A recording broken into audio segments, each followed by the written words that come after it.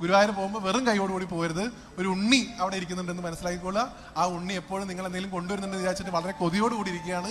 വെറും കൈയോടെ ഗുരുവായൂർ പോകരുത്, എന്തെങ്കിലുമൊക്കെ കൊണ്ടുപോകണം എന്ന് പറഞ്ഞു. അപ്പോൾ ഒരമ്മ എന്നോട് പറഞ്ഞു, ഗുരുവായൂർ പോയപ്പോൾ തന്നെ അമ്മ പറഞ്ഞു, ഞാൻ എപ്പോഴും ഭഗവാന് നല്ല താമരപ്പൂക്കൾ കൊടുക്കാറുണ്ട്, നല്ല ഭംഗിയുള്ള താമരപ്പൂക്കൾ. അപ്പൊ അമ്മ പറഞ്ഞു എൻ്റെ അടുത്ത്, ഞാൻ ഗുരുവായൂർ പോകുമ്പോൾ ഗുരുവായൂരപ്പൻ എപ്പോഴും നല്ല താമര കൊടുക്കും, അത് ഞാൻ അകത്ത് കൊണ്ടുപോയി വെക്കാറില്ല, അവിടെ ദീപസ്തംഭത്തിന്റെ അവിടെ നിന്ന് പ്രാർത്ഥിച്ചുകൊണ്ട് ഭഗവാന് കൊണ്ടുപോയി കൊടുക്കുന്നതാണ്. ആ അമ്മ പറഞ്ഞൊരു കാര്യം എനിക്ക് നിങ്ങളോടൊക്കെ പറയാനുള്ള കാര്യമാണ്. ഭഗവാൻ നിങ്ങളുടെ കയ്യിൽ നിന്ന് ആഗ്രഹിക്കുന്നത്, ഞാൻ പറഞ്ഞതുപോലെ നിങ്ങൾ കുറെ വെണ്ണയോ പഴോ ഓടക്കുഴലോ മയിൽപ്പീലിയോ താമരയോ ഒന്നും കൊണ്ടു കൊടുക്കുന്നില്ല. അമ്മ പറഞ്ഞ് ചെയ്തിട്ട് വേണം നിങ്ങൾ കൊടുക്കാൻ. ഭഗവാനോട് പ്രാർത്ഥിക്കണം, ആ താമര പിടിച്ചുകൊണ്ട്, ഭഗവാനെ ഇത് എൻ്റെ കർമ്മങ്ങളാണ്, ഞാൻ ചെയ്യുന്ന എല്ലാ കർമ്മങ്ങളും അവിടത്തേക്കുള്ള അർച്ചനയാണ്.